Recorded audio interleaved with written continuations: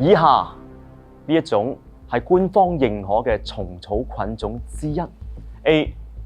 蝙蝠蛾鼻包微 ；B. 海馬孢子粉 ；C.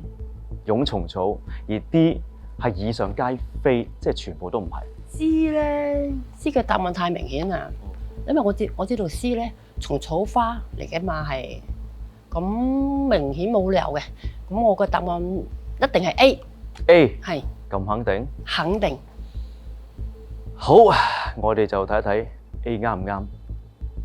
A 係啱嘅。正宗嘅蟲草咧，佢哋係寄生喺昆蟲嘅真菌啦，佢通常寄生喺鱗翅目、蝙蝠蛾窩幼蟲嘅體內嗰度生長。